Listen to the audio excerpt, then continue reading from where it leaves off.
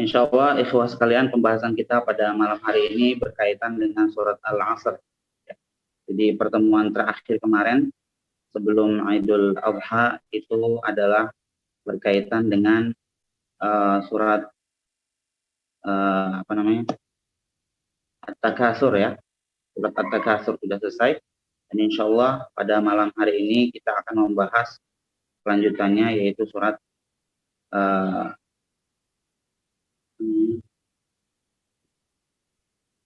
surat Al-Asr.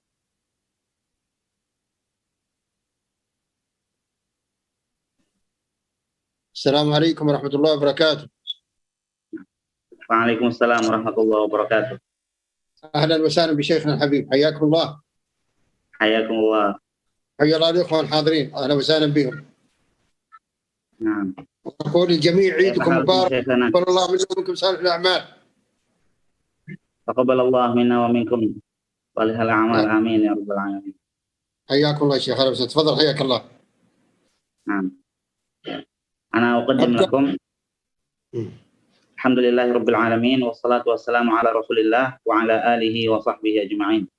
Pada kesempatan malam hari ini, kita masih berada pada bulan Dzulhijjah tahun 1443 Hijriah, dan pembahasan kita masih pada kitab yang sama, yaitu Ad-Durusul Muhimmah li'ammatil Ummah, karya Samahatul Syekh Abdul Aziz Ibn Abdullah Ibn Baz, dan sudah masuk ke pembahasan surat Al-Asr.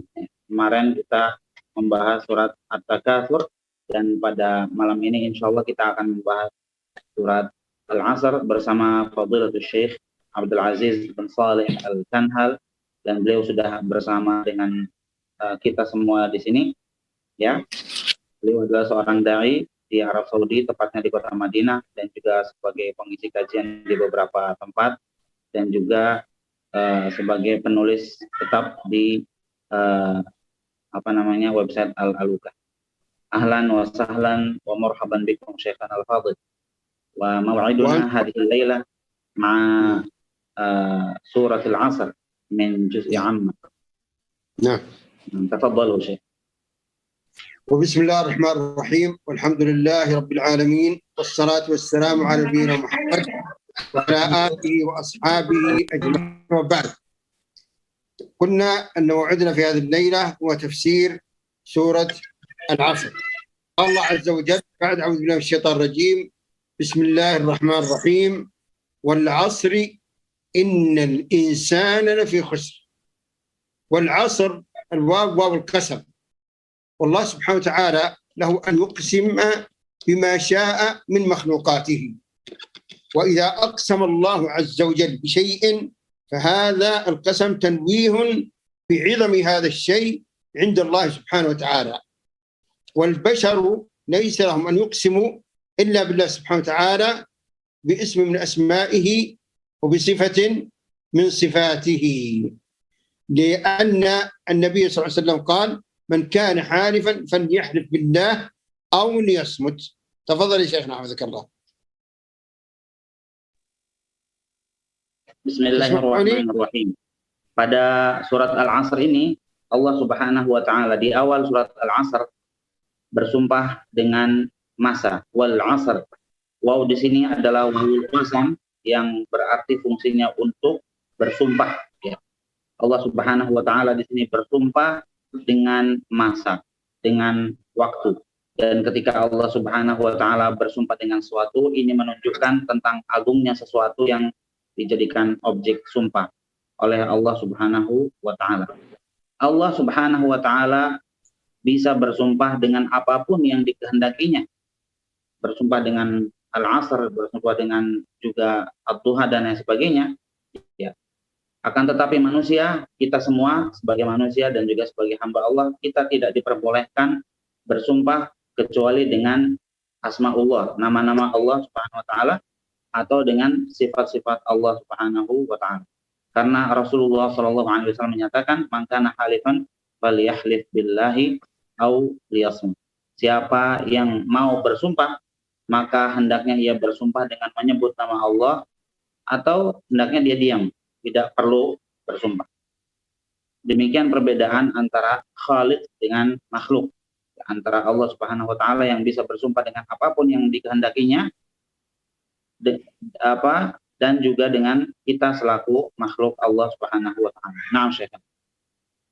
وأريد أن أنبه بمناسبة الكلام عن الحلف بأن بعض المسلمين يتساهلون بالإكثار من الحلف، وهذا أمر غير محمود أبدا. فالأصل هو ألا تحلف، وإن اضطررت إلى الحلف فاحلف بالله سبحانه وتعالى أو باسم من أسمائه أو بصفة من صفاته عز وجل، كان تقول والله والعظيم، ولا تقول مثلا والأمانة أو ومحمد أو غير ذلك. فينبغي أن ننتبه إلى أن الأصل ليس هو الإكثار من الحلف. فبعض الناس دائما يحلف بالله في كل شؤون، في بيعه، في شرائه، في كل شيء، وهذا أمر غير محمود. وهذا أمر الله عز وجل قال ولا تطع كل حلاف مهين.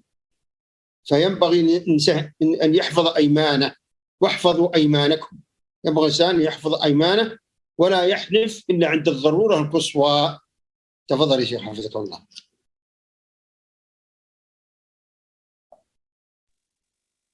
Berkaitan dengan sumpah ini, Syekh ingin mengingatkan kita semua bahwa pada dasarnya sumpah itu hanya diucapkan ketika manusia terpaksa melakukannya.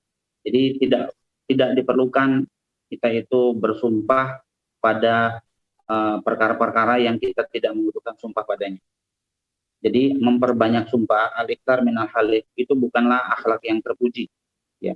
Karena sebagian orang ada yang sedikit-sedikit bersumpah. Ketika dia membeli sesuatu bersumpah, ketika dia menjual sesuatu bersumpah, berbicara sedikit bersumpah gitu ya.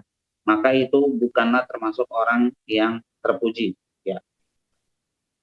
Dan di sini Allah Subhanahu wa taala maksudnya ketika kita itu memang terpaksa untuk bersumpah, maka bersumpahlah dengan menyebut nama Allah Subhanahu wa taala, tidak boleh bersumpah dengan selain daripada nama Allah ataupun sifat-sifatnya. Contoh sumpah yang boleh adalah wallahi wal azimi, ya, dengan demi Allah atau demi Allah yang maha agung. Tidak boleh wal amanah wa Muhammad atau wan nabi wa Rasulillah, ya. Tidak boleh bersumpah dengan menyebutkan amanah, demi amanat atau demi Nabi Muhammad, demi Rasulullah, itu tidak diperbolehkan. Kemudian juga Allah Subhanahu wa taala menyatakan wahfazu aimanakum, jagalah sumpah-sumpah kalian. Jadi kalau orang itu banyak melakukan sumpah, tentunya dia akan banyak pula melanggar sumpahnya. Tapi kalau dia tidak bersumpah kecuali pada keadaan yang betul-betul mendesak, maka tentunya dia akan dapat menjaga sumpahnya tersebut. Nah, نعم. انتهيت يا شيخ؟ نعم. نعم يا شيخنا. طيب، ويقاس أيضا حلف النذر. بعض الناس يكثرون من النذر، والنذر غير محمود، ولكن إذا نذر فيجب عليه أن يفي بنذره. النبي صلى الله عليه وسلم أخبر إنما يستخرج به من البخيل، فإنه لا يرد قدرا. فينبغي للناس ألا يتساهلوا لا بالحلف ولا بالنذر. نعم. Kemudian selain daripada halif atau sumpah, ya, di mana memperbanyak sumpah, sering-sering bersumpah, itu tidak termasuk akhlak yang terpuji, itu akhlak yang tercela. Begitu juga dengan nazar, ya. Nazar itu kalau sekali-kali, ya, itu diperbolehkan. Tapi kalau sering kali kita bernazar sedikit-sedikit bernazar, ya, tentunya itu juga merupakan akhlak yang tidak terpuji. Ya, karena di dalam sebuah hadis dinyatakan innama yustakhraju bihi minal bakhil. Yang namanya nazar itu hanya diucapkan oleh orang yang bakhil, ya. Jadi dia itu seperti mempersyaratkan sesuatu dulu pada Allah, kalau sesuatu itu terrealisasi baru dia bakal mengerjakan apa yang dia nazarkan. Jadi seperti orang bakhil, ya. Ya Allah kasih saya dulu ini, nanti saya kerjakan ini gitu. Jadi memperbanyak nazar bukanlah sesuatu hal yang terpuji, sebagaimana memperbanyak sering-sering bersumpah juga bukan sesuatu yang terpuji. Naam, Syekh. Allah Subhanahu wa ta'ala قال والعصر. العصر قيل فيه أقوال، لكن أصح هذه الأقوال أن العصر هو الزمان الذي تحصل فيه أفعال العباد، وهذا الزمان يختلف ما بين رخاء وشدة وحرب وسلم وغير ذلك، فالمقصود بالعصر هو الزمان. ثم قال سبحانه وتعالى إن الإنسان لفي خسر، هذا هو المقسم عليه، أن الإنسان كل الإنسان في خسارة وهلاك إلا من استثناه الله سبحانه وتعالى. فهذا الخسران مؤكد بثلاث مؤكدات، بالقسم والعصر وبإن وباللام لفي، فهو مؤكد بثلاث، يعني أن الإنسان منغمس في الخسران انغماسا والعياذ بالله، إلا من استثناه الله سما يأتي بعد قليل. تفضل شيخنا حفظك الله. Ya. Jadi di sini Allah Subhanahu wa taala bersumpah dengan al-'asr wal 'asr, dan tentunya pendapat para ahli tafsir di sini bermacam-macam. Ada yang mengatakan itu adalah waktu salat asar, tapi di sini Syekh menjelaskan bahwa yang dimaksud dengan al-'asr ini adalah az-zaman, ya, waktu secara umum, waktu yang dilalui oleh manusia secara umum, yang di dalam waktu tersebut kegiatan-kegiatan manusia itu dilaksanakan. Maka zaman atau waktu itu tentunya ada saatnya manusia itu merasa senang, ada juga ketika manusia itu sedih, ketika manusia itu mendapatkan kebahagiaan, mendapatkan kesulitan, waktu di mana terjadi perang, waktu di mana terjadi perdamaian, ya, itu yang namanya waktu. Jadi semua yang terjadi dalam waktu itu masuk ke dalam kategori al-'asr ini, ya. Kemudian Allah Subhanahu wa taala di sini menyatakan setelah bersumpah dengan wal 'asr tadi di ayat pertama, selanjutnya innal insana lafi khusr. Jadi di situ Allah Subhanahu wa taala menekankan ayat pertama dan ayat kedua itu dengan 3 tauhid, ya. Yang pertama adalah wawul qasam, itu sumpah. Yang kedua adalah inna, sesungguhnya, itu juga tauhid, ya. Lalu kemudian ada lam juga, innal insana lafi khusr, ya, sungguh benar-benar berada dalam kerugian. Jadi demi masa sesungguhnya manusia itu benar-benar berada dalam kerugian. Itu betul-betul ditekankan maknanya oleh Allah Subhanahu wa taala dan dipertegas dengan menyebutkan 3 tauhid, ada qasam, ada inna, dan ada lam pada 2 ayat pertama dalam surat Al-'Asr ini. Naam Syekhana. ثم قال سبحانه إلا الذين آمنوا وعملوا الصالحات وتواصوا بالحق وتواصوا بالصبر. إلا أداة استثناء، يعني هؤلاء هم الذين استثناهم الله عز وجل من الخسران. من هم؟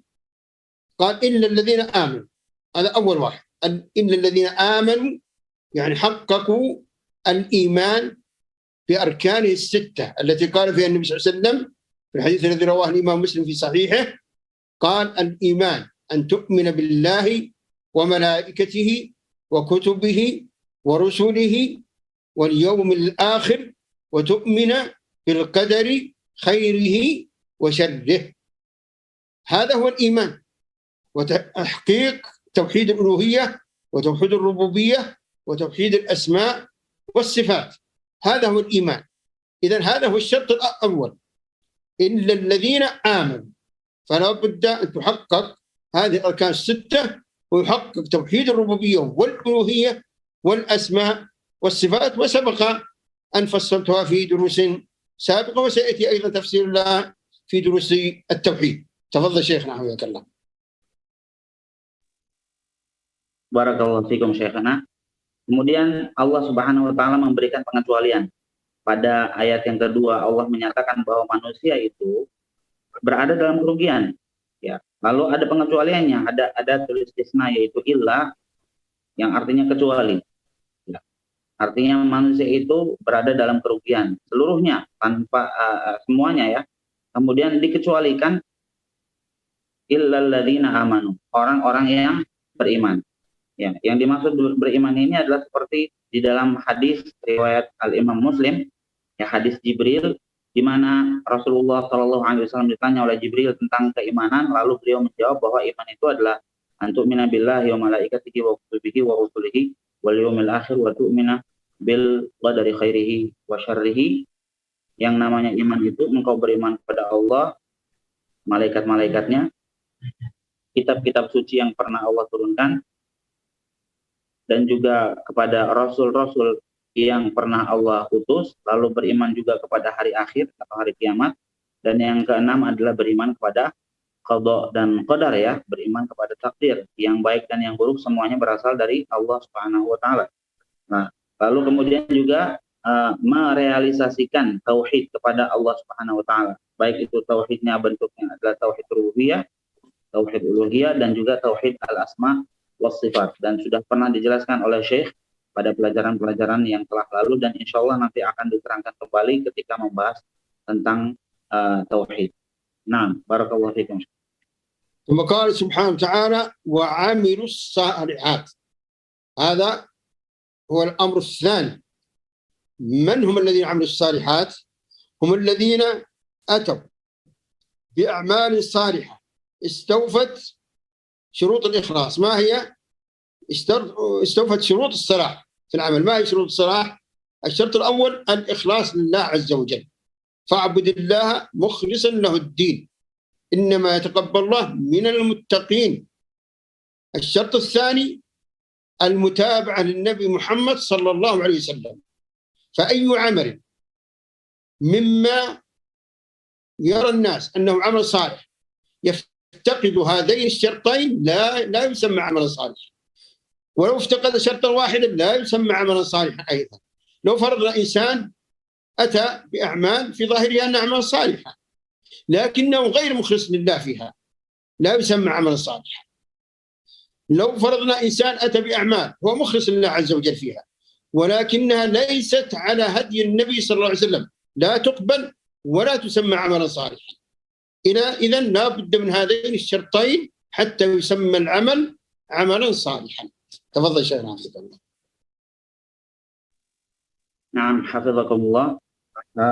Yang kedua, setelah Allah Subhanahu wa taala menyebutkan pengecualiannya, ya, yang pertama adalah amanu illal ladzina amanu, kemudian wa amilus shalihat, dan mengerjakan amal-amal saleh. Ya.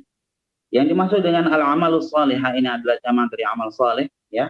Yang dimaksud dengan amal saleh itu adalah amal-amal yang dikerjakan oleh kaum muslimin, ya, dengan dua persyaratan yang dipenuhi. Yang pertama adalah keikhlasan karena Allah Subhanahu wa taala, lalu yang kedua adalah mutaba'ah Nabi sallallahu alaihi wasallam atau sesuai dengan apa yang diajarkan oleh Rasulullah sallallahu alaihi wasallam. Keikhlasan ini berarti betul-betul murni karena Allah Subhanahu wa taala, betul-betul mengharapkan keridhaan Allah, betul-betul mengharapkan pahala dan ganjaran dari Allah Subhanahu wa taala. Fa'budillaha mukhlishan lahuddin. Allah Subhanahu wa taala menyatakan, sembahlah Allah dengan memurnikan agama dan ketaatan hanya kepadanya. Juga dalam ayat lain Allah menyebutkan innama yataqabbalullahu minal muttaqin. Allah itu hanya menerima dari orang-orang yang bertakwa. Artinya yang bertakwa itu berarti yang mengerjakan amal dengan ikhlas. Ya. Bukan mencari, bukan pamer, bukan ingin dipuji dan disanjung oleh orang lain, ya. Lalu kemudian yang kedua adalah mutaba'ah, artinya sesuai dengan apa yang diajarkan oleh Nabi Muhammad SAW. Jadi amalnya itu bukan hasil karya sendiri, ya, bukan rekayasa sendiri, tapi betul-betul yang diajarkan oleh Nabi Muhammad SAW. Itulah amal saleh. Manakala ada satu dari dua syarat ini yang kurang, maka amal itu sehebat apapun tidak disebut dengan amal saleh. Nah, Syekhana barakallahu fiik. ومما يدل على أهمية الإخلاص لله سبحانه وتعالى قول النبي صلى الله عليه وسلم في الحديث الذي رواه الإمام مسلم في صحيحه قال الله عز وجل أنا أغنى الشركاء عن الشرك من عمل عملا أشرك فيه معي غيري تركته وشركه. ومما يدل على الأمر الثاني وهو المتابعة للنبي صلى الله عليه وسلم قول النبي صلى الله عليه وسلم حديث المتفق عليه: من عمل عملا ليس عليه أمرنا فهو رد، أي مردود على صاحبه لا يقبل. معنى من عمل عملا ليس عليه أمرنا أي ليس عليه ديننا وطريقتنا فهو مردود على صاحبه. تفضل شيخنا. Nah, Syekhna.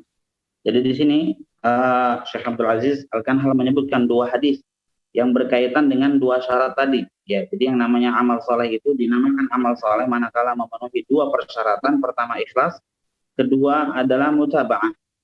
Ya, ikhlas itu berarti dikerjakan betul-betul mengharapkan keridhaan Allah.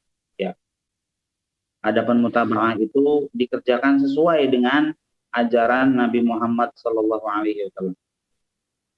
Dalil tentang ikhlas ini misalnya ada sebuah hadis, ya. Ini hadisnya hadis qudsi, ya, di mana Allah Subhanahu wa taala menyatakan, "Ana aghna syuraka'i 'ani syirk. Man 'amila 'amalan asyraka fihi ma'i ghairi taraktuhu wa syirkah." Aku adalah yang paling tidak butuh kepada sekutu, ya.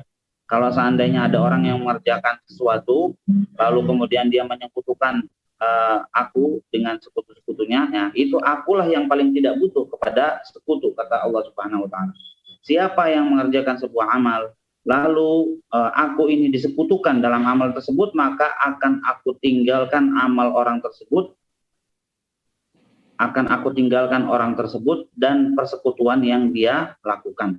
Artinya amal dia itu akan tertolak manakala kita melakukan amal seorang itu akan tertolak manakala dia melakukannya tidak ikhlas karena Allah Subhanahu wa taala, di mana Allah Subhanahu wa taalanya itu disekutukan dengan yang lain, ya. Dia mengerjakan mungkin sholat, baca Al-Qur'an dan sebagainya, bagus kerjanya, ya. Tapi kemudian selain dia itu tujukan kepada Allah, dia juga ingin mendapatkan pujian misalnya, ingin mendapatkan sanjungan misalnya dan sebagainya, ya itu berarti dia menyekutukan Allah dengan makhluknya. Maka yang seperti itu ditinggalkan oleh Allah Subhanahu wa taala perbuatannya. Lalu yang kedua, mutaba'ah itu hadisnya adalah man 'amila 'amalan laisa 'alaihi amruna fahuwa raddun. Siapa yang mengerjakan sebuah amal yang tidak sesuai dengan agama kami, tidak sesuai dengan ajaran kami, tidak sesuai dengan apa yang contohkan oleh Nabi Muhammad SAW, fahuwa raddun, maka amal tersebut tertolak, tidak diterima, ya. Jadi di sini amruna di situ maksudnya adalah dinuna wa tariqatuna, agama kami dan juga tata cara kami. Maksudnya kami di sini adalah Nabi Muhammad SAW. Jadi keikhlasan itu adalah syarat yang harus terpenuhi. Bagaimana mutaba'ah atau mengikuti ajaran Nabi Muhammad SAW dalam mengerjakan sebuah amal itu juga persyaratan yang harus terpenuhi, tidak boleh tidak. Dua syarat ini harus terpenuhi sehingga amal itu dikategorikan sebagai amal saleh dan insya Allah diterima oleh Allah Subhanahu wa taala. Naam, Syekh. وقال سبحانه وتعالى وتواصوا بالحق. التواصي بالحق، الحق هو الشر، يعني يوصي بعضهم بعضا بالخير. فإذا رأيت إنسانا يقصر في المحافظة على طاعة الله عز وجل، على الصلوات مثلا، على بر الوالدين، على صلة الأرحام، على غيرها، فإنك تناصحه برفق وحكمة. هذا مطلوب من المسلم، مطلوب من المسلم. وإذا رأيت إنسانا يقع في بعض المعاصي كعقوق الوالدين وإطلاق النظر الحرام والغيبة والنميمة والكذب والظلم وغير ذلك، فإنك تناصحه وتذكره بالله عز وجل، تذكره بخطورة هذه المعاصي، تذكره بما عندك من آيات وأحاديث نبوية وكلام جميل وحكمة. وإذا أردت أن تنصح إنسانا فانتبه أخي الكريم، لا تنصحه بعنف. الله عز وجل قال ادعو إلى سبيل ربك بالحكمة والموعظة الحسنة وجادلهم بالتي أحسن. فتبدأ بلطف وهدوء تثني عليه في البداية بما فيه من الخير وتشكره على ذلك، ثم تتمهد له، تقدم تمهيدا له وتلطفا، ثم تنصحه. بهذا الأسلوب يقبل الإنسان. أما بالأسلوب الآخر والغالب الإنسان ما يقبل، بالفظاظة والغلظة لا يقبل الإنسان، أي إنسان في الغالب. فينبغي أن نتنبه إلى هذا. فالتواصي بالحق يشمل الأمر بالمعروف والنهي عن المنكر والدعوة إلى الله. فينبغي أن قد بعض الناس لا يتكاسل عن الطاعات ولكنه يقع في المعاصي، يتساهل مثلا بالنظر الحرام أو بعقوق الوالدين، تنبه إلى خطورة ذلك. بعض الناس قد يفعل الطاعات ويحافظ على الواجبات ويجتنب المحرمات، ولكنه يقصر في المستحبات فتذكره بفضيلة هذه المستحبات. وهكذا هذا الذي ينبغي أن يسود بين المسلمين، ولكن كما قلت بالحكمة والموعظة الحسنة. الله سبحانه وتعالى قال: ومن أحسن قولا ممن دعا إلى الله وعمل صالحا وقال إنني من المسلمين. أي لا أحد أحسن منه، لا أحسن أحد منه. النبي صلى الله عليه وسلم قال: من رأى منكم منكرا فليغيره بيده، فإن لم يستطع فبلسانه، فإن لم يستطع فبقلبه، وذلك أضعف الإيمان. وفي رواية: وليس وراء ذلك من الإيمان حبة خردل. تفضل شيخنا حفظك الله.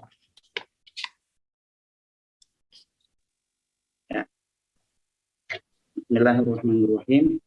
Selanjutnya Allah Subhanahu wa taala menyatakan setelah bagian ayat yang ketiga itu, illal ladzina amanu wa 'amilus shalihat wa tawassaw bil haqqi wa tawassaw bis sabr, yang artinya saling menasehati, saling berwasiat dengan kebaikan, dan juga saling menasehati, saling berwasiat agar senantiasa sabar dalam menjalankan kebaikan tersebut atau hak. Al-haq itu maksudnya adalah kebenaran, maksudnya adalah agama Islam ini dan seluruh ajaran-ajarannya.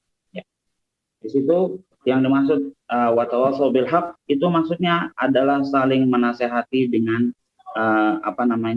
kebaikan yang diajarkan di dalam agama Islam ini, termasuk ke dalamnya al-amru bil ma'ruf wan nahyu 'anil munkar, memerintahkan untuk berbuat baik dan juga melarang untuk berbuat yang mungkar atau yang buruk.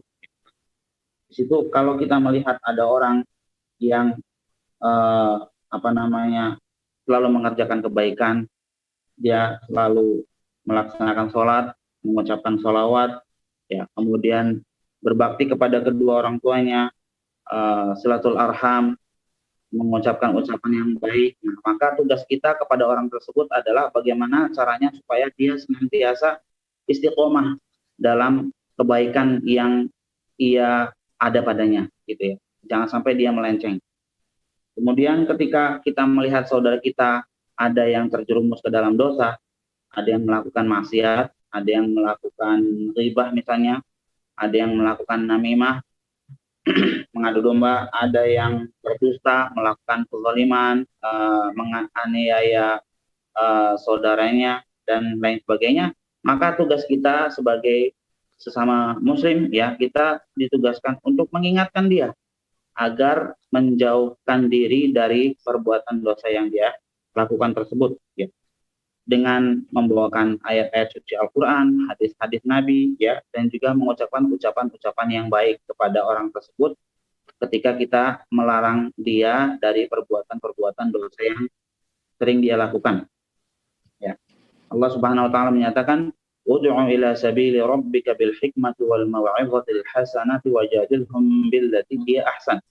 Serulah kepada jalan Tuhanmu dengan hikmah dan juga dengan nasihat yang baik, dan bantahlah mereka dengan cara yang terbaik, ya. Billati hiya ahsan, dengan cara yang terbaik. Di sini Syekh menyebutkan kalau kita ingin menasehati seseorang tentunya tidak di hadapan khalayak ramai, ya.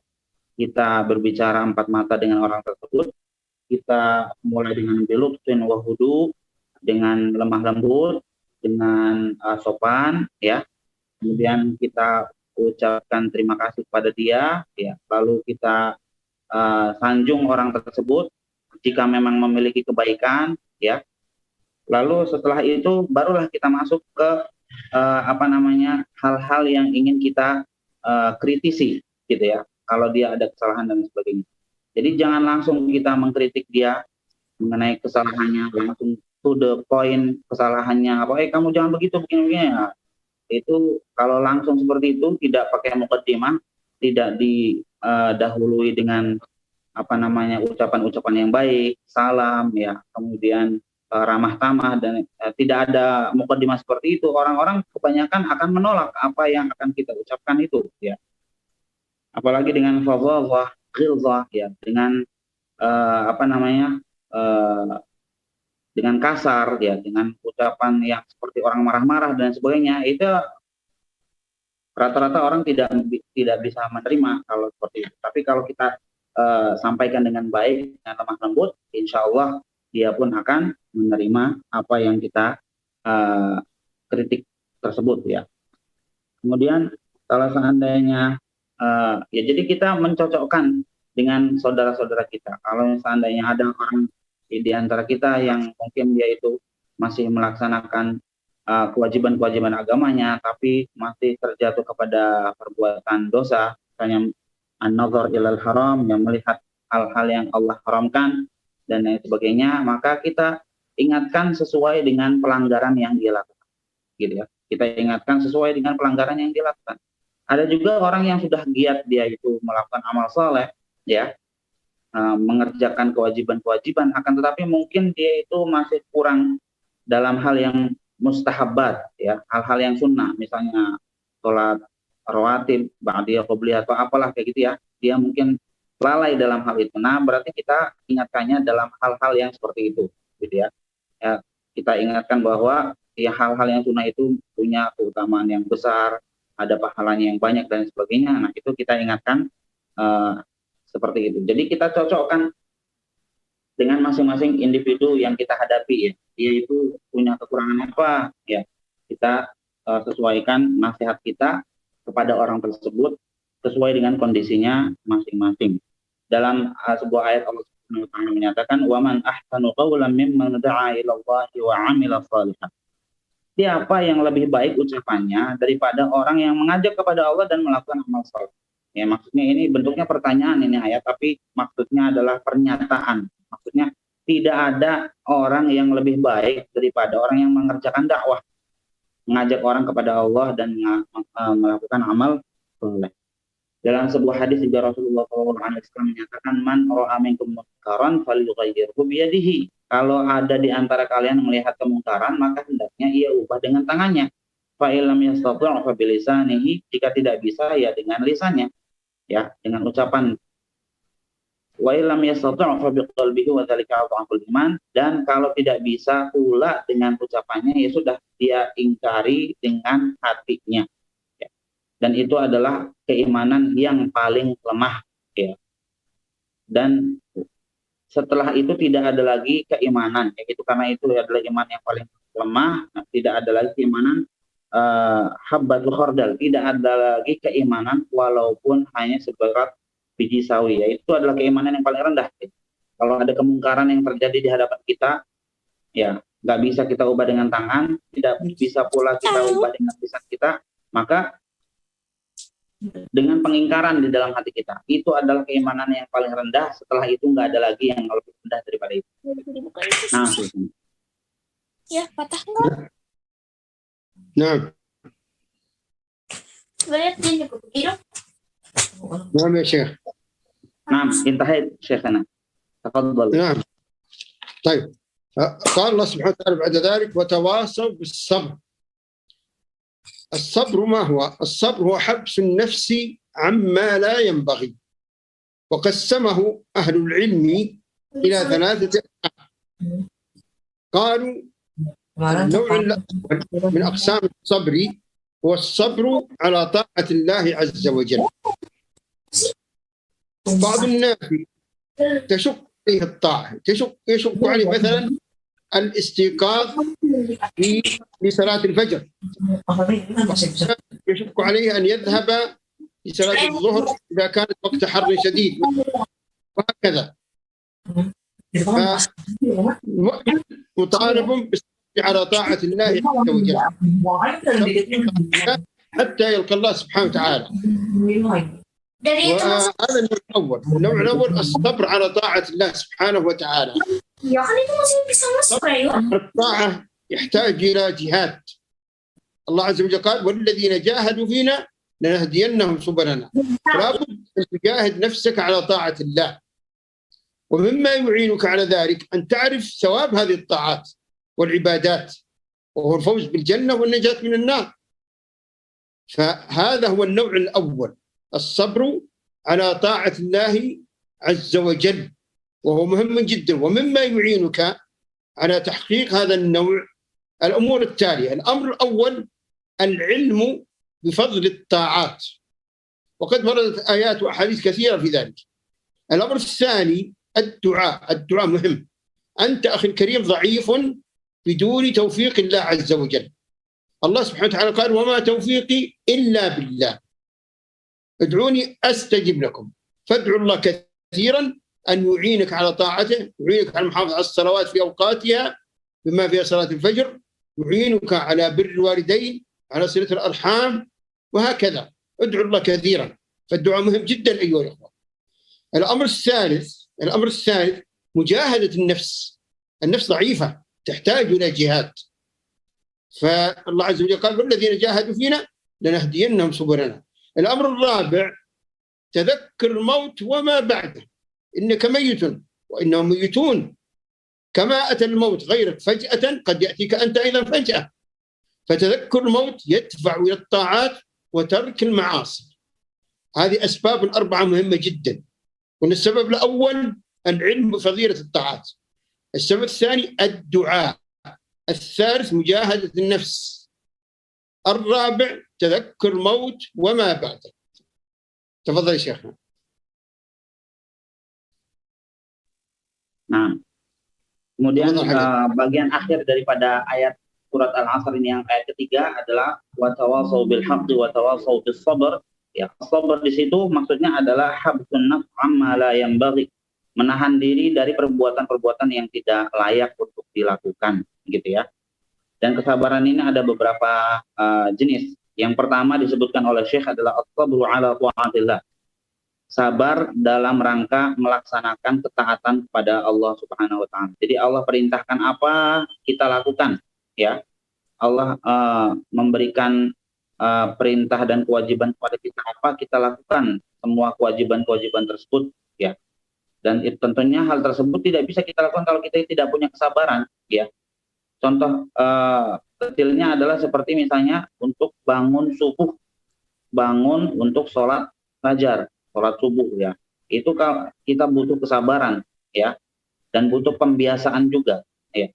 Karena kalau tidak dibiasakan maka akan sulit juga untuk bangun di subuh hari dan untuk melaksanakan sholat subuh berjamaah untuk yang laki-laki.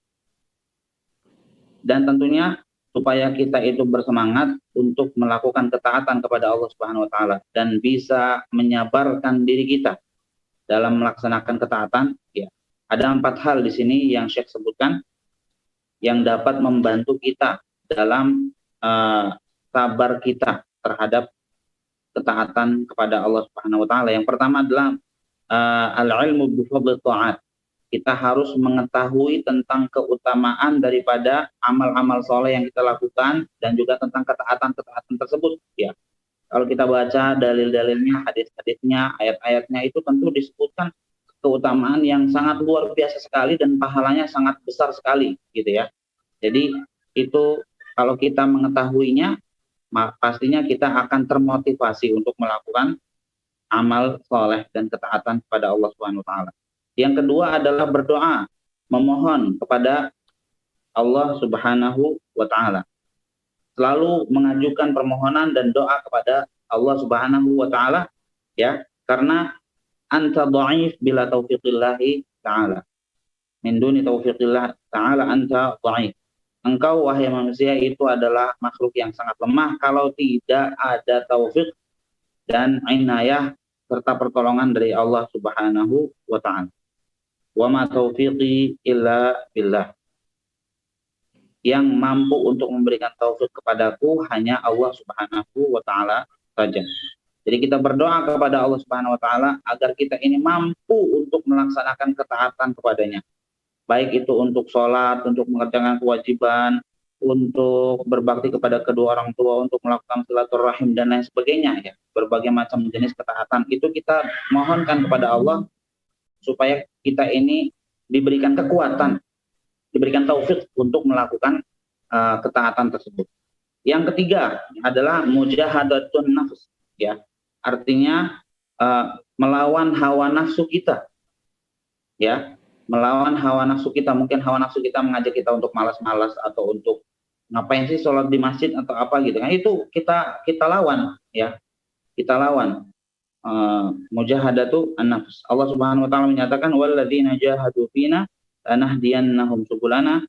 Orang-orang yang betul-betul bermujahadah untuk menggapai kepada kami, maka akan kami tunjukkan kepada mereka jalan-jalan menuju kami, kata Allah Subhanahu wa taala ya. Jadi kita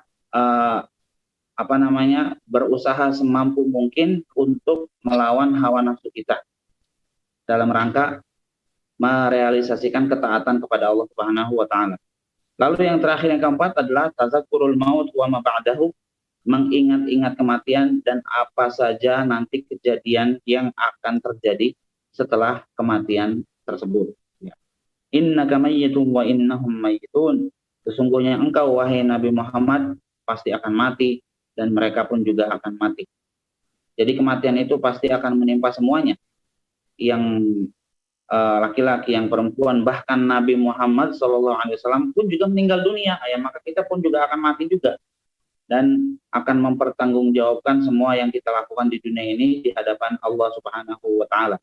Dengan mengingat kematian dan apa saja yang akan terjadi setelahnya, ya, maka ketaatan itu rasanya akan menjadi mudah bagi kita untuk kita lakukan dan akan semakin ingin kita ini meninggalkan kemaksiatan. Jadi dengan mengingat kematian akan mudah ketaatan kepada Allah dan juga akan mudah pula untuk meninggalkan kemaksiatan.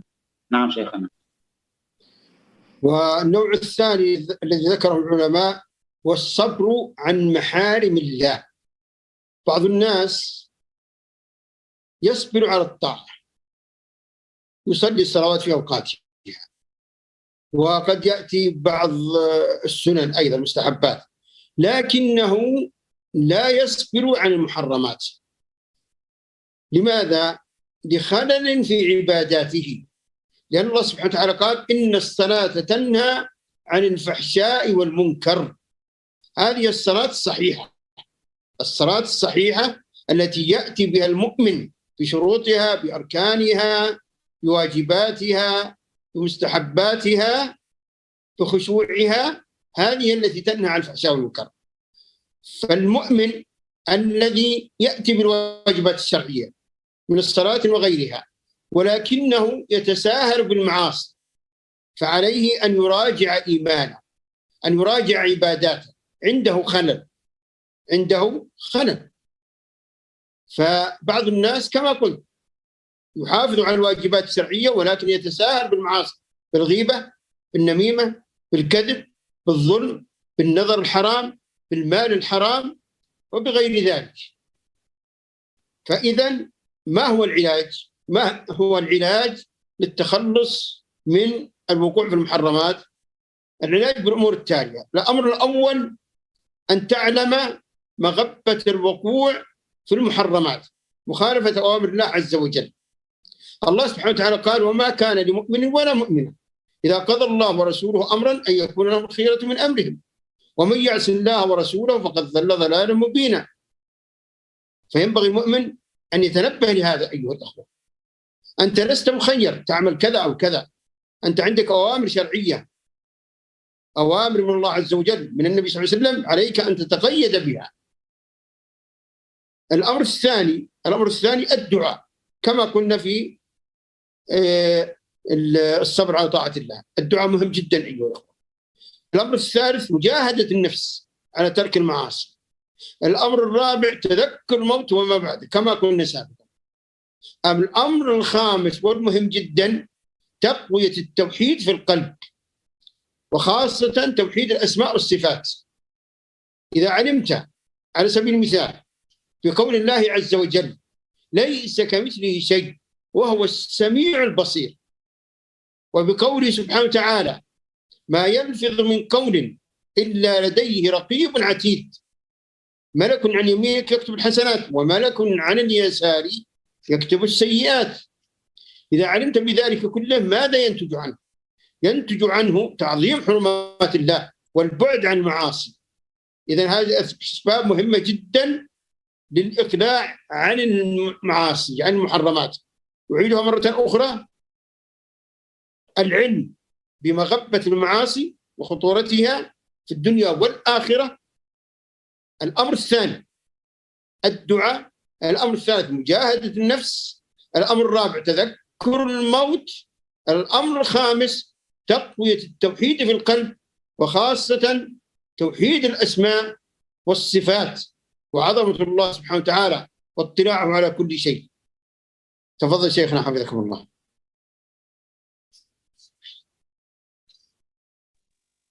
Bismillahirrahmanirrahim. Kemudian berkaitan dengan jenis kesabaran yang lain. Tadi kesabaran yang sudah kita bahas adalah as-sabru ala ta'atillah.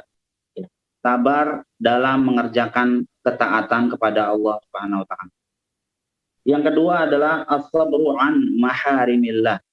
As-sabru an maharimillah maksudnya adalah sabar dalam meninggalkan apa-apa yang Allah haramkan. Sabar dalam meninggalkan kemaksiatan, sabar dalam menjauhi dosa. Nah, inilah kesabaran yang kedua, ya. Terkadang ada orang yang mungkin dia sudah rajin melaksanakan sholat, ya, mengerjakan kewajiban dan sebagainya, bahkan yang sunnah pun juga dia lakukan, ba'diyah, qobliyah, ya, zikir mungkin. Tapi mungkin saja dia masih mengerjakan pekerjaan, perbuatan-perbuatan yang diharamkan oleh Allah Subhanahu wa taala. Dia masih bisa mengerjakan kewajiban-kewajiban, tapi terkadang dia sering terjatuh ke dalam kemaksiatan, ya. Artinya dia tidak punya kesabaran untuk melawan kemaksiatan. Kalau ada godaan atau apa gitu ya yang mengajak dia kepada kemaksiatan, justru dia terjerumus ke dalam kemaksiatan tersebut. Di waktu yang bersamaan juga dia masih mengerjakan apa yang diwajibkan kepada dirinya oleh Allah Subhanahu wa taala.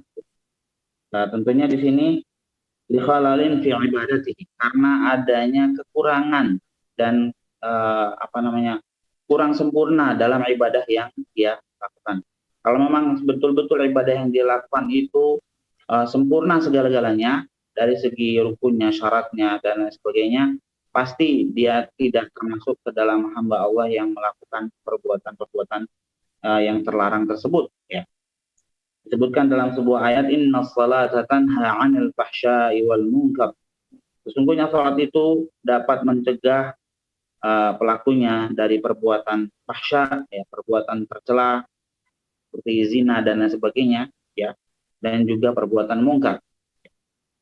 Nah, ini tentunya adalah sholat yang betul-betul dilakukan dengan sempurna, baik itu rukunnya, syaratnya, kemudian juga kekhusyuannya yang luar biasa sehingga berdampak kepada kehidupannya. Ya. Karena ketika orang itu melakukan sholat dengan khusyuk, ya, dia sadar bahwa Allah Subhanahu wa taala selalu memantau dirinya, maka di luar sholat pun juga dia akan terjaga perbuatannya dan sabar dalam meninggalkan kemaksiatan, gitu ya.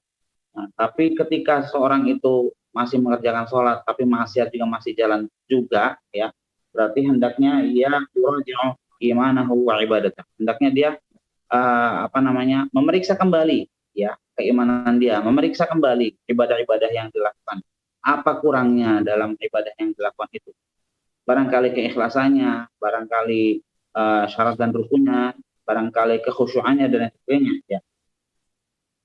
Maka ketika ada orang yang dia itu mengerjakan perintah Allah tapi juga masih mengerjakan apa yang dilarang dan juga kemaksiatan, baik itu berupa ghibah, berupa namimah.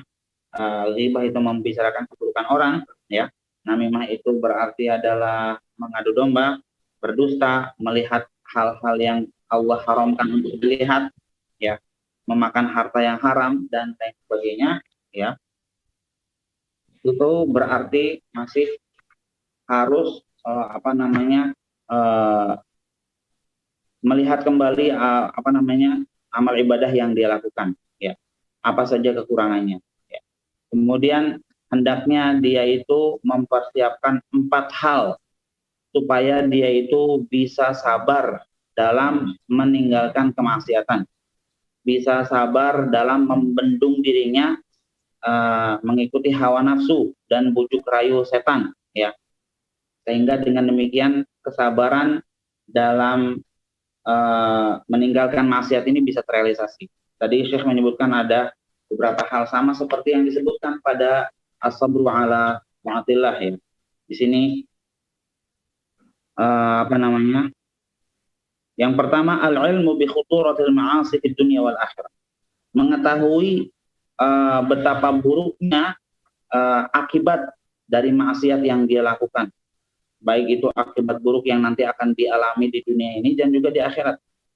Misalnya kalau dia melakukan dosa nanti di dalam hatinya itu ada noda hitam, ya, nuktah sauda dan sebagainya, ya. Juga kalau dia itu melakukan perbuatan tidak menuruti apa yang Allah Subhanahu wa taala perintahkan, maka keimanannya pun juga nanti akan dipertanyakan, ya, karena Allah Subhanahu wa taala menyatakan, "Wa ma kana lil mu'minin wa la mu'minatin idza qadallahu wa rasuluhu amran an yakuna lahumul khiyaratu min amrihim. Wa may ya'sillaha wa rasulahu faqad dhalla dhalalan mubina." Tidaklah ada pilihan bagi seorang mukmin laki-laki ataupun perempuan jika Allah dan Rasulnya telah memutuskan sebuah perkara untuk mencari opsi lain, ya. Jadi kalau Allah dan Rasulnya sudah memutuskan sebuah perkara itu harus begini, ya sudah begitu. Nggak usah cari jalan lain, nggak usah cari opsi yang lain. Kalau memang betul-betul beriman, nah, kecuali kalau nggak beriman, gitu. Dan barang siapa yang bermaksiat, ya, kepada Allah dan juga Rasulnya, maksiat itu maksudnya adalah membangkang pada perintah Allah dan juga Rasulnya, maka sungguh dia telah tersesat dengan kesesatan yang nyata. Ini surat Al-Ahzab ayat 36. Jadi kita harus mengetahui bahwa kalau orang itu bermaksiat, maka akibat buruk yang akan dia dapatkan itu ya di dunia dan di akhirat, ya. Lalu kemudian setelahnya, kalau kita sudah betul-betul mengenal, ya, kemaksiatan tersebut bagaimana dampak buruknya. Yang kedua, kita minta kepada Allah, ya, berdoa pada Allah Subhanahu wa taala, selalu memohon supaya kita ini dijauhkan dari maksiat, dijauhkan dari dosa. Karena kita itu lemah. Kalau nggak ada taufik dari Allah, nggak bisa ngapa-ngapain, gitu, ya. Kita memohon taufik pada Allah Subhanahu wa taala agar dikuatkan kita ini supaya bisa meninggalkan maksiat tersebut, ya. Setelah itu juga kita mujahadatun nafas juga, ya, melawan hawa nafsu. Setelah itu kita juga mengingat kematian dan apa saja yang terjadi setelah kematian, ya. Lalu kemudian juga kita hendaknya taqwiyatut tauhid wa khasatan tauhidul asma wa sifat. Memperkuat kualitas tauhid kita, kualitas keimanan kita kepada Allah Subhanahu wa taala, terutama iman tentang al-asma wa sifat. Bahwa Allah itu punya sifat, punya nama apa misalnya al-alim, al-khabir, ya. Maha mengetahui segala yang kita lakukan, ya. Dan juga para malaikat, Allah Subhanahu wa taala itu punya para malaikat, ya. Ada raqib atid, ya, ada para malaikat yang mencatat amal-amal kita, sehingga semua gerak-gerik kita itu selain diketahui oleh Allah Subhanahu wa taala juga dicatat oleh para malaikat, gitu. Jadi dengan kita menyadari hal tersebut, maka itu tentunya akan meminimalisir perbuatan maksiat yang sering kita kerjakan. Jadi sekali lagi tadi ada mengenal dampak buruk dari maksiat, kemudian berdoa kepada Allah Subhanahu wa taala, lalu kemudian juga melawan hawa nafsu, kemudian mengingat kematian, dan yang terakhir adalah memperkuat kualitas tauhid kita, terutama tauhid tentang al-asma wa sifat. Naam, Syekh. انتهي. ومما يعين المؤمن على ترك المعاصي أن يعلم بنتيجة سيئة جدا للمعاصي في الدنيا. ما هي؟ الران، كما قال سبحانه وتعالى: كلا بل ران على قلوبهم ما كانوا يكسبون. فتغطي المعاصي على القلب فيظلم ولا يتلذذ بطاعة الله ولا يجد الخشوع. وبعض الناس الآن يشتكي يقول: أنا قلبي قاسي، أنا لا أخشع، ولا يدري من أين أتى ذلك، أتاه من المعاصي. فالمعاصي تؤثر في القلب تأثيرا سيئا جدا. ولذلك النبي صلى الله عليه وسلم قال في الحديث: ألا وإن في الجسد مضغة إذا صلحت صلح القلب وإذا فسدت فسد القلب، ألا وهي ماذا؟ نعم. فالشاهد أيها الأخوة أنه الشاهد أيها الأخوة أن المعاصي لها تأثير سيء جدا، لها تأثير سيء. لاحظوا في بداية الحديث قال النبي صلى الله عليه وسلم: إن الحلال بين وإن الحرام بين. وفي آخر الحديث قال: ألا وإن في الجسد مضغة إذا صلحت صلح الجسد وإذا. مما يدل على مدى التأثير للمعاصي على القلب، أن لها تأثير سيء على القلب فيظلم ويقسو ولا يجد لذة المناجاة ولا لذة تلاوة القرآن ولا لذة الصلاة. فينبغي أن ننتبه لهذا رعاكم الله. تفضل شيخنا حفظكم الله. Ya.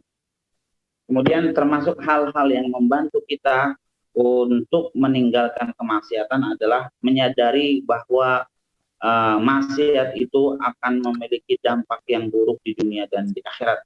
Di dunia misalnya dengan adanya noktah hitam yang tergores di dalam hati kita. Semakin banyak maksiat, maka semakin banyak pula titik-titik hitam itu, sehingga membuat hati kita semakin gelap, ya. Itulah yang disebut dengan ar-ran, ya. Bagaimana dalam surat Al-Mutaffifin Allah Subhanahu wa taala menyatakan: kalla bal rana ala qulubihim ma kanu yaksibun. Janganlah seperti itu. Bahkan hati-hati mereka itu tertutup dengan apa yang sering mereka kerjakan berupa perbuatan-perbuatan dosa dan maksiat. Sehingga mungkin ada saja orang yang mengatakan bahwa dia itu tidak bisa mendapatkan kekhusyuan. Orang yang mengatakan hati saya ini rasanya seperti keras, saya tidak bisa khusyuk, ya.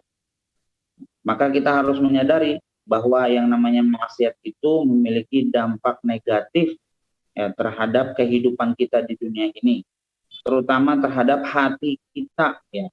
Ala wa inna fil jasadi mudghatan idza salahat salahal jasadu kullu wa idza fasadat fasadal jasadu kullu.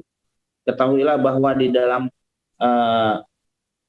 dalam jasad kita itu terdapat segumpal daging. Jika segumpal daging itu maksudnya adalah hati, ya.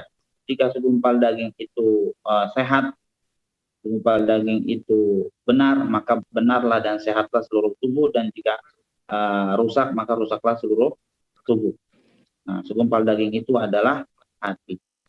Jadi dengan banyaknya maksiat yang dilakukan oleh seorang itu juga akan mempengaruhi terhadap kualitas hidupnya, sehingga ketika melakukan ibadah dia mungkin tidak bisa menikmati kekhusyuan di dalam sholatnya, tidak bisa merasakan kelezatan bermunajat kepada Allah Subhanahu wa taala, tidak bisa merasakan lezatnya sholat dan juga ibadah-ibadah yang lainnya. Maka ini adalah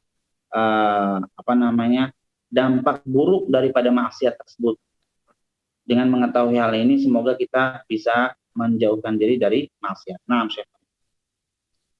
والقسم الثالث الذي ذكره العلماء والصبر على أقدار الله، وهذا هو الركن السادس من أركان الإيمان الستة التي قال فيها النبي صلى الله عليه وسلم: وتؤمن بالقدر كله. فالمؤمن يؤمن بالقدر، فالإيمان بالقدر ركن من أركان الإيمان، والصبر واجب، والرضا مستحب. ومما يدل على ذلك قول الله سبحانه وتعالى: إنا كل شيء خلقناه بقدر. قال ابن عباس رضي الله عنهما: حتى وضعك يدك على خدك فهي بقدر الله. وفي قوله سبحانه وتعالى: ما أصاب من مصيبة إلا بإذن الله ومن يؤمن بالله يهدي قلبه. قال علقمة رحمه الله: هو الرجل، طبعا الرجل يعم الرجل والمرأة، قال هو الرجل تصيبه المصيبة فيعلم أنها من قبل الله فيسلم ويرضى، يعني ما يجزع ولا يسخط. وفي قوله سبحانه وتعالى: ولنبلونكم بشيء من الخوف والجوع ونقص من الأموال والأنفس والثمرات وبشر الصابرين الذين إذا أصابتهم مصيبة قالوا إنا لله وإنا إليه راجعون أولئك عليهم صلوات من ربهم ورحمة وأولئك هم المهتدون. صلوات من الله ورحمة من الله واهتداء من الله. لماذا؟ لأنهم ما جزعوا وما سخطوا وإنما استرجعوا، صبروا واسترجعوا. فينبغي المؤمن أن ينتبه لهذا الأمر العظيم وأن يجتهد في تحقيقه ليسعد سعادة عظيمة في الدنيا والآخرة. تفضل شيخنا حفظكم الله.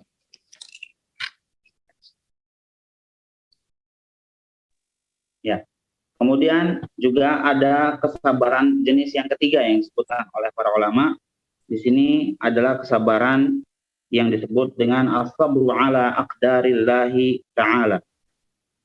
Sabar terhadap apa yang Allah Subhanahu wa taala tentukan dan takdirkan. Jadi takdir-takdir Allah Subhanahu wa taala itu ada takdir kebahagiaan, ada kesedihan dan sebagainya. Kita sabar menghadapi takdir-takdir yang telah Allah Subhanahu wa taala tentukan. Nah, itu adalah jenis kesabaran yang ketiga, ya. Dan ini termasuk ke dalam tauhid kepada termasuk ke dalam rukun iman yang keenam, antu'mina bil qadari khairihi wa syarrihi.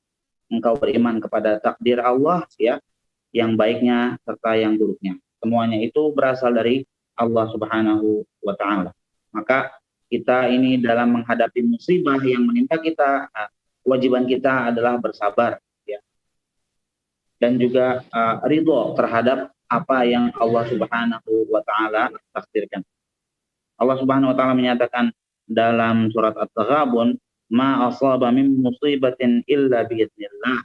Tidak ada musibah yang menimpa kecuali itu atas izin Allah. Wa may yu'min billahi yahdi qalbah, dan barang siapa yang beriman kepada Allah, maka Allah akan memberikan hidayah kepada hatinya. Wallahu bikulli syai'in alim, dan Allah Maha mengetahui terhadap segala sesuatu. Ya. Seorang ulama tabi'in menyatakan bahwa yang dimaksud dengan ayat ini, ya, wa may yu'min billahi yahdi qalbahu, ya, jadi dia itu adalah orang yang ditimpa dengan musibah dan dia mengetahui bahwa musibah itu terjadi karena takdir Allah Subhanahu wa taala, sehingga dia pun kemudian fayusallimu wa yarda, pasrah dengan takdir tersebut dan rela, artinya ya tidak nggak ada ngegerumak sama sekali, tidak ada tidak menerima gitu ya, betul-betul menerima terhadap takdir Allah Subhanahu wa taala atau musibah yang menimpa dia itu. Inilah yang dimaksud dengan ayat tadi, ya, wa may yu'min billahi yahdi qalbah. Jadi la yaskhat wala yajza'. La yaskhat itu artinya enggak marah-marah. Nah, ini kenapa saya dapat begini gitu kan? Tidak menerima apa yang Allah Subhanahu wa taala takdirkan, itu namanya yaskhat. Dan juga yajza' itu lawan daripada sabar. Jadi as-sabr itu lawannya adalah al-jaza'. Al-jaza' itu berarti tidak terima marah-marah apa gitu ya, nggak terima dengan apa yang Allah Subhanahu wa taala takdirkan. Itu harus dihindari. Kemudian juga dalam ayat lain Allah Subhanahu wa taala menyatakan wala nabluwannakum bisyai'in minal khawfi wal ju'i wa naqsin minal amwali wal anfusi was samarat wa basyirus sabirin, dan sungguh kami akan memberikan ujian kepada kalian dengan sesuatu rasa takut, rasa lapar, dan juga kekurangan buah-buahan serta jiwa, ya.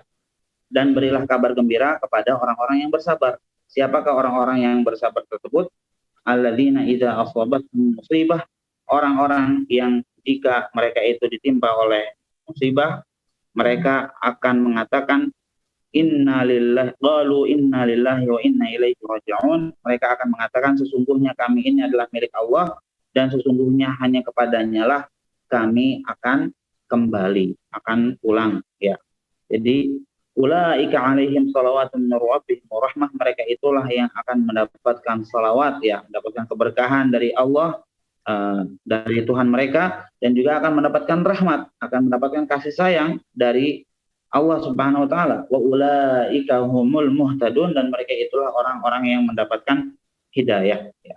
Karena mereka itu telah ridho dan juga sabar terhadap takdir yang musibah yang menimpa mereka. Mereka mengetahui bahwa musibah tersebut menimpa diri mereka atas dasar izin Allah Subhanahu wa taala, ya, sehingga mereka menerima hal itu, bersabar terhadap takdir tersebut, ya, dan juga ridho kepada takdir tersebut, sehingga Allah Subhanahu wa taala memberikan salawat, memberikan rahmat, dan juga memberikan hidayah pada orang-orang yang seperti ini, yang mengucapkan istirja', yang mengucapkan inna lillahi wa inna ilaihi raji'un saat musibah menimpa diri mereka. Bukan yang mencabik-cabik pakaiannya, teriak-teriak, tarik-tarik misalnya rambut dan sebagainya, yaitu al-jaza'. Tidak seperti itu orang yang beriman. Ya. Nah, Syekh.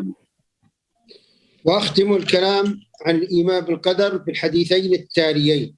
الحديث الأول متفق عليه، قال عطاء بن أبي رباح رحمه الله: قال لي ابن عباس رضي الله عنهما: ألا أريك امرأة من أهل الجنة؟ قلت بلى. قال: هذه المرأة السوداء أتت إلى النبي صلى الله عليه وسلم وقالت: إني امرأة أسرع وأتكشف فادعوا الله لي ألا أسرع. فقال النبي صلى الله عليه وسلم: إن شئت صبرت ولك الجنة. فلما سمعت كلمة الجنة قالت: بل أصبر يا رسول الله، ولكن ادعو الله لي. فدعا لها النبي صلى الله عليه وسلم فكانت تسرع ولا تنكشف عورتها. هذا دليل عظيم على ثمرة الصبر على أقدار الله.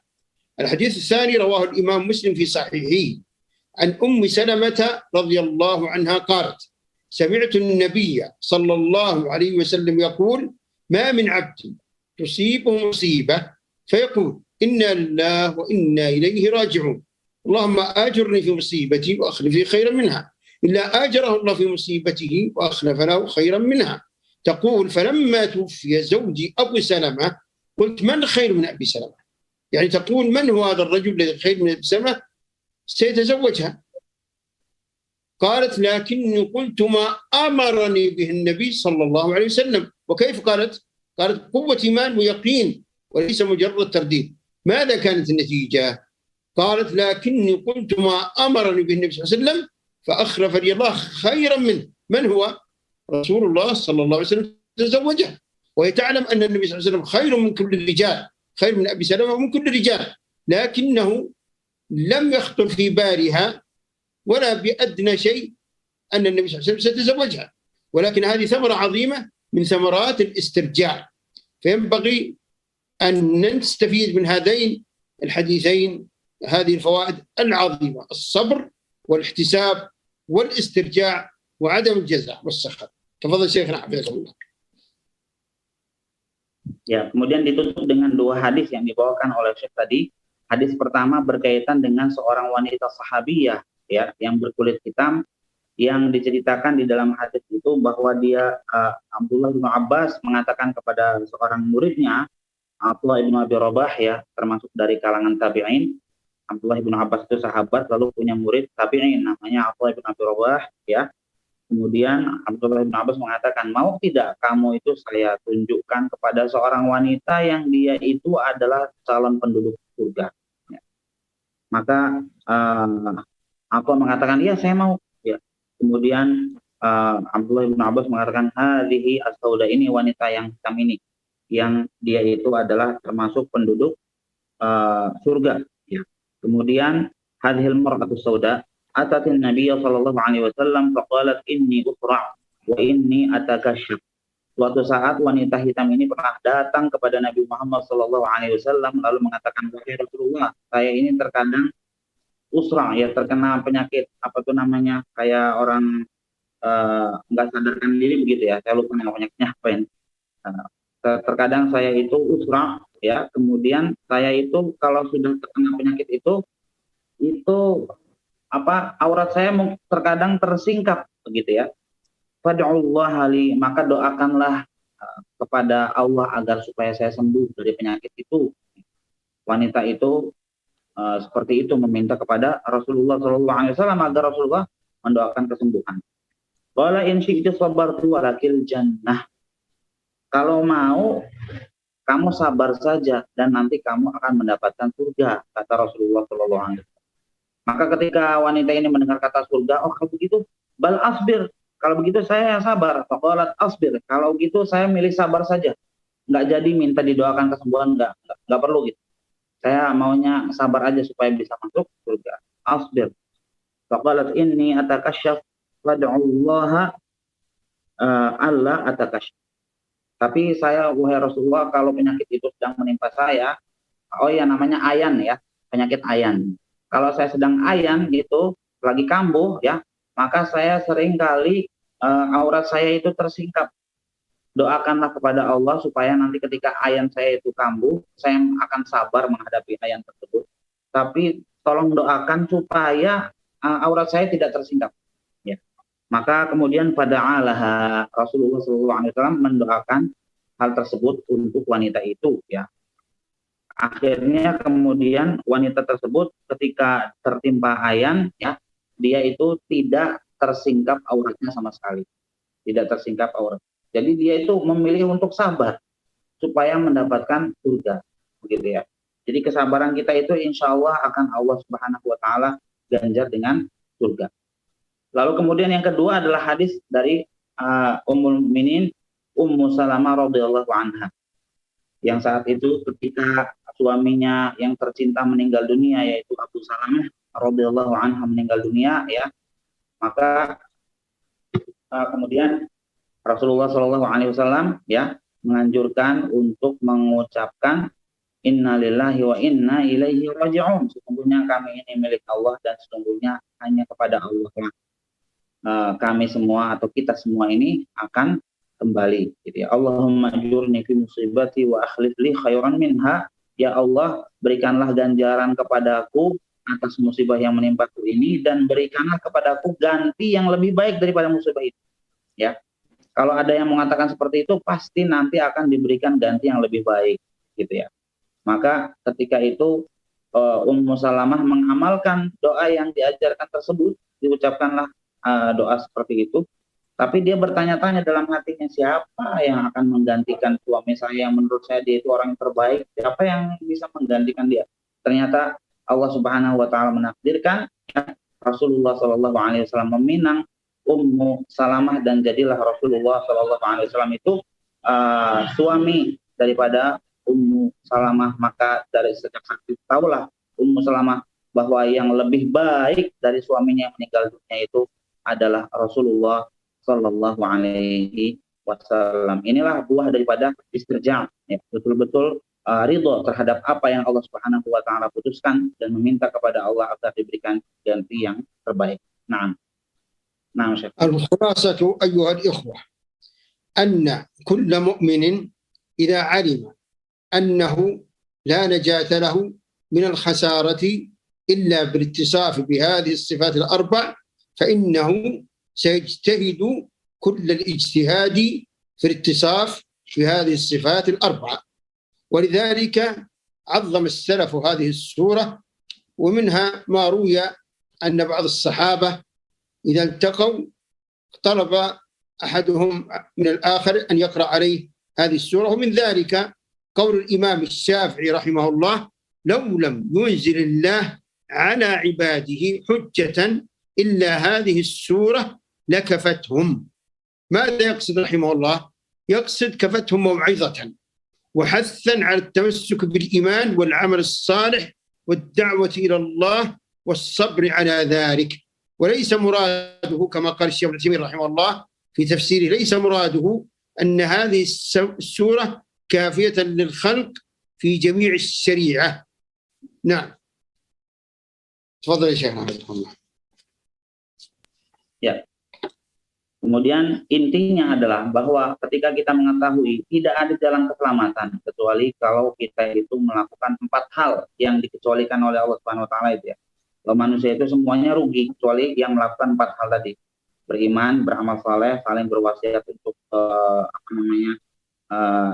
agar berada dalam kebenaran, dan saling berwasiat dengan kesabaran ya. Kalau orang semua tahu tentang hal tersebut, pasti mereka akan memperjuangkan agar mereka itu bisa menerapkan 4 hal tersebut sehingga tidak termasuk ke dalam orang-orang yang nanti akan merugi. Ya. Oleh karenanya, as-salaf rahimahumullah ta'ala, mereka itu kalangan sahabat dan juga tabi'in ya, kalau saling bertemu satu sama lain, ya maka mereka itu ketika mau berpisah, salah satunya membacakan surat Al-Asr. Wal 'asr innal insana lafi khusr, dan seterusnya sampai akhir ayat. Seperti itu terus kalau misalnya antar sahabat atau antar tabi'in bertemu, nanti ketika mau berpisah salah seorang di antara mereka membacakan surat Al-'asr. Kemudian juga Al-Imam Syafi'i rahimahullahu taala, Muhammad bin Idris, menyatakan bahwa laula anzalallahu illa hadhihi surah ala khalqihi laula anzalallahu hadhihi illa ala khalqihi illa hadhihi surah lakafathum. Seandainya Allah Subhanahu wa taala itu tidak menurunkan surat kecuali surat ini saja kepada seluruh makhluknya, kepada seluruh manusia, pasti surat ini sudah cukup bagi mereka. Ya. Maksud yang diucapkan oleh Al-Imam Syafi'i di sini maksudnya adalah lakafatum mau'izatan. Ya. Cukup sebagai nasihat untuk semua makhluk dan cukup untuk memotivasi seluruh makhluk Allah Subhanahu wa taala, seluruh manusia dan juga jin untuk bertauhid kepada Allah dan untuk melakukan amal saleh gitu ya. Karena di situ disebutkan pengecualiannya bahwa kecuali orang-orang yang beriman, beramal saleh dan juga saling berwasiat untuk menetapi kebenaran dan juga kesabaran gitu ya. Seperti yang diucapkan oleh Syekh Muhammad bin Shalih Al-Utsaimin, bukan maksud daripada ucapan Imam Syafi'i ini bahwa surat tersebut sudah cukup sehingga tidak perlu lagi diturunkan surat yang lain dan juga tidak perlu lagi diturunkan tentang peraturan syariat yang lain, tidak ya. Maksudnya itu adalah cukup sebagai pemberi nasihat dan juga sebagai memberikan motivasi kepada kita semua untuk melakukan amal saleh. Itulah yang dimaksud oleh Al-Imam Asy-Syafi'i rahimahullahu ta'ala.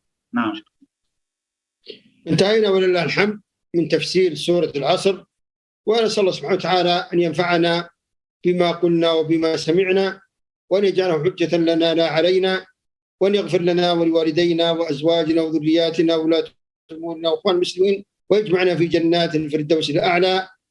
والله أعلم. صلى الله على نبينا محمد، والسلام عليكم ورحمة الله وبركاته. إن كان عندكم وقت وعندكم أسئلة فلا بأس. baik. Silakan kalau ada yang mau bertanya, mungkin satu pertanyaan saja karena yang sudah terlalu larut malam ya. Mungkin juga kawan-kawan. Ya silakan siapa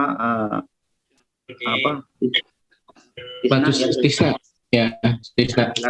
Ini Ustaz, tentang wasiat nih, ada satu teman saya yang dia itu sholat rajin, kajian rajin dan sebagainya, kegiatan-kegiatan keislaman, bahkan dakwah juga, tapi dia masih saja terjerumus dalam dosa besar gitu, seperti misalkan dia riba, terus jinah dan lain-lain. Nah, itu apa hukumnya seperti itu, orang seperti itu? Bahkan dia sholatnya itu rajin, bahkan qobliyah badiahnya itu pun rajin. Nah, itu yang saya tanyakan, bagaimana hukumnya seperti itu, Ustaz? Atau apa ya? Apa gitu? Nasihatinya biar saya bisa nasihatin dia gitu seperti itu. Naam Syekhana, qabla al-khitam hadha akhuna yas'alukum an ahad asdiqaihi alladhi kana yusalli as-salawat al-khams wa la yatruk al-wajibat walakinnahu yaqa' fi asya' min al-muharramat kar-riba wa zina. Fama nasihatukum limithli hadha asy-syakhs وما حكم هذا الشخص؟ نعم. نصيحتنا له أن يتقي الله سبحانه وتعالى، وأن يتذكر الموت وما بعده، يتذكر القبر وظلمته، يتذكر الجنة، يتذكر النار، يتذكر أنه لن ينفعه إلا العمل الصالح، يتذكر ذلك جيدا. وعلى من يعرفه أن يعظونه وأن يذكرونه وأن يدعون له أيضا بالغيب، يدعون له بالصلاح، وأن يعينه الله على نفسه وعلى شيطانه وعلى هواه، ويدعونه برفق أيضا، يذكرونه بالله سبحانه وتعالى، يذكرونه بآثار المعاصي في الدنيا والآخرة، وبمحق الربا، أن الربا يمحق الأموال، وأنه يسبب العذاب الأليم في نار جهنم، وكذلك الزنا، وكذلك سائر المنكرات. يذكرون بذلك بالحكمة والموعظة الحسنة، ويدعى لهم أيضا.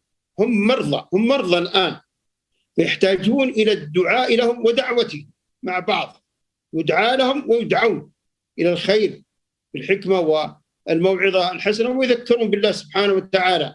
والمؤمن الذي في قلبه ذرة من الإيمان سيتذكر، وذكر فإن الذكرى تنفع المؤمنين. هذا الذي ينبغي. نعم. Ya, jadi di sini jawaban dari Syekh adalah orang yang seperti ini hendaknya dia bertakwa kepada Allah Subhanahu wa taala. Hendaknya dia takut kepada Allah Subhanahu wa taala. Hendaknya dia itu mengingat kematian, mengingat alam kuburnya, mengingat gelapnya kuburan yang akan dia hadapi, dan juga mengingat surga serta neraka. Kemudian hendaknya orang-orang yang di sekitarnya yang mengetahui tentang hal ini mengajak dia kepada kebaikan dan mencegah dia dari kemungkaran yang dia lakukan. Ya. Selain juga mengingatkan dia dengan Allah Subhanahu wa taala, dan juga mengingatkan tentang dampak-dampak buruk kemaksiatan yang akan dilalui oleh orang yang sering bermaksiat di dunia ini dan juga di akhirat.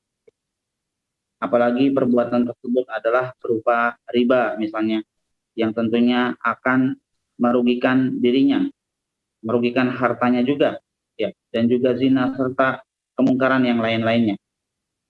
Jangan lupa untuk memperingatkan dia, ya, untuk mengingatkan orang tersebut, untuk memberikan nasihat semampu kita, ya. Wadzakir fa inna dzikra tanfa'ul mu'minin, dan berikanlah peringatan, peringatan itu akan bermanfaat untuk orang-orang yang beriman. Kalau dia betul-betul masih memiliki keimanan dalam hatinya, pasti nasihat kita yang diucapkan dengan tulus akan membekas di dalam hatinya. Demikianlah yang diucapkan oleh Syekh tadi. Baik, kemudian yang lainnya Ahmad Syafaat, belum kita tutup. Silahkan, Akhi Ahmad Syafaat. Assalamualaikum. Waalaikumsalam warahmatullahi wabarakatuh. Berkaitan dengan ayat illal ladzina amanu wa amilus shalih. Lalu amal-amalnya diterima, syaratnya dua. Pertama itu ikhlas, sesuai tuntunan Rasulullah.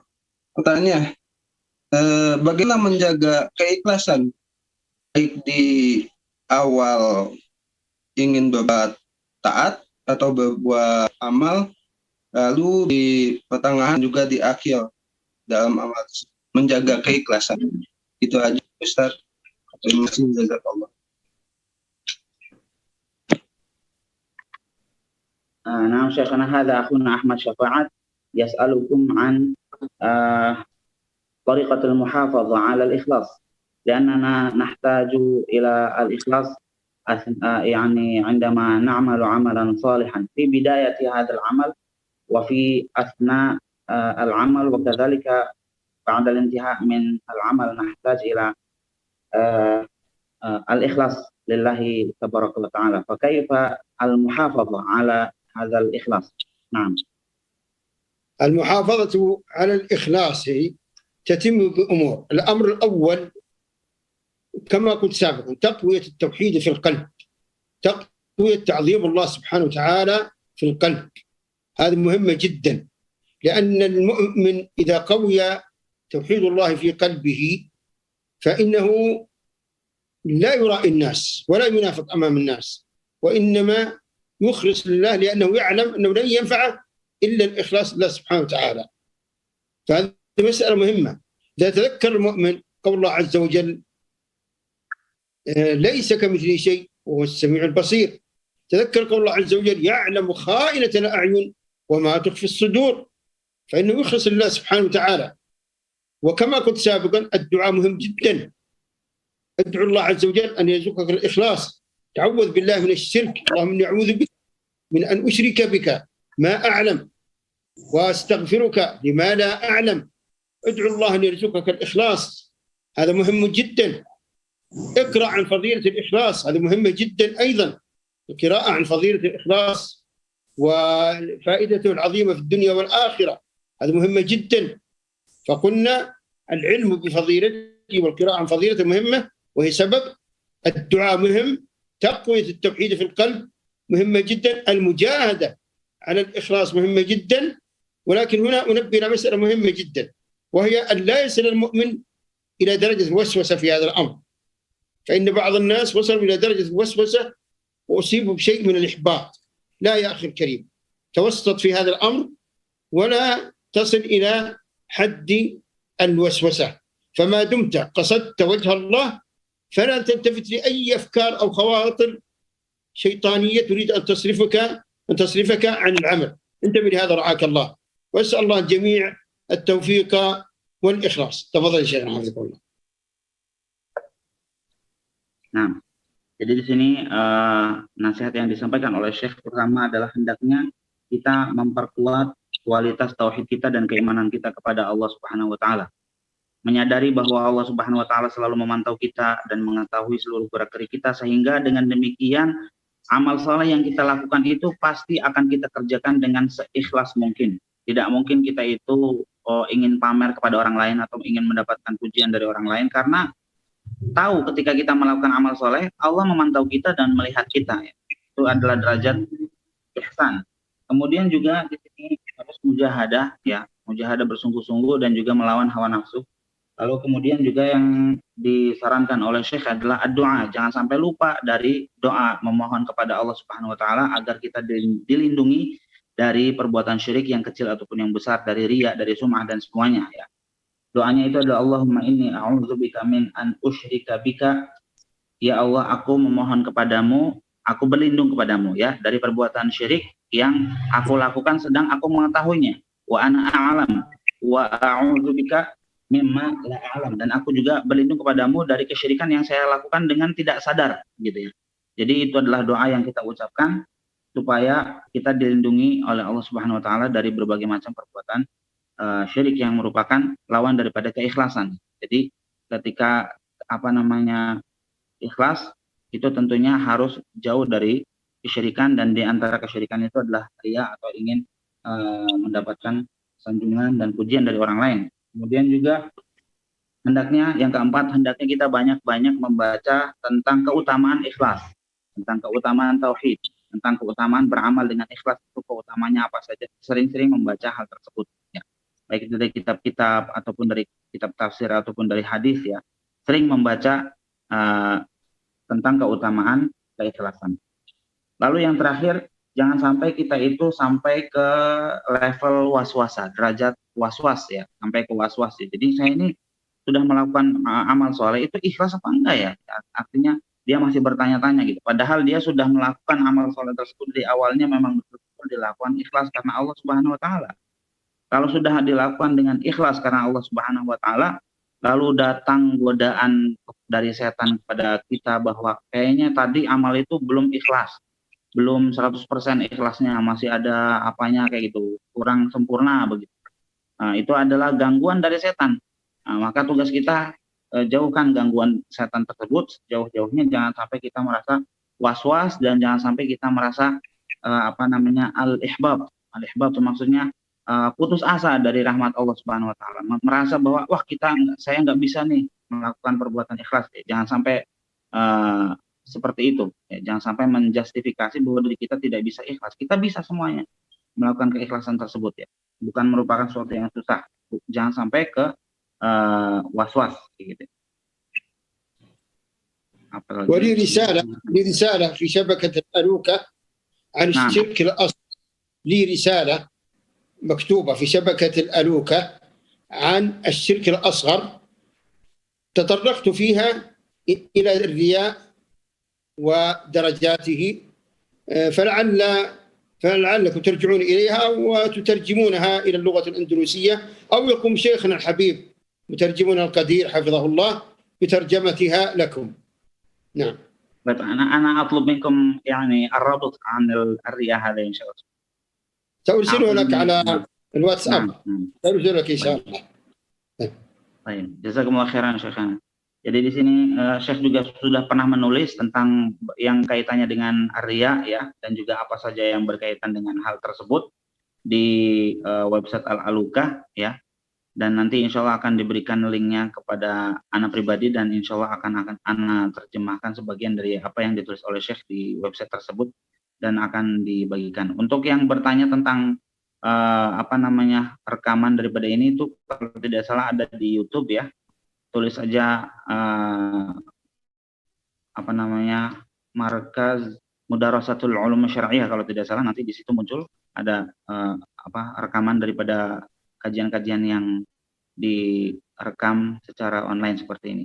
Nahnu nashkurukum syukran jazilan syekhana, syakarallahu lakum wa Allah yardha alaikum wa jazakumullahu khairan. Nahnu sanaltaqi bikum maratan ukhra wa la tansaw an tursilu ilayya hadha ar-rabit hatta atamakan min tarjamatihi wa nashrihi lil ikhwah في أندونيسيا. جزاكم الله خير. إن شاء الله وجزاكم الله خير جميعا.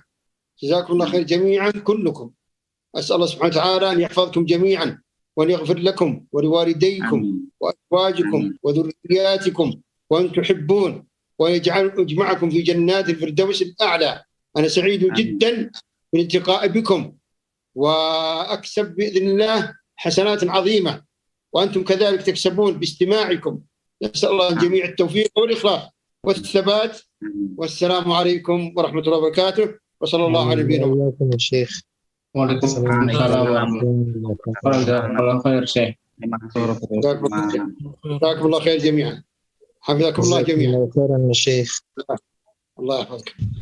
جزاكم الله خيرا الشيخ. السلام، الله يحفظك. جزاكم الله خير.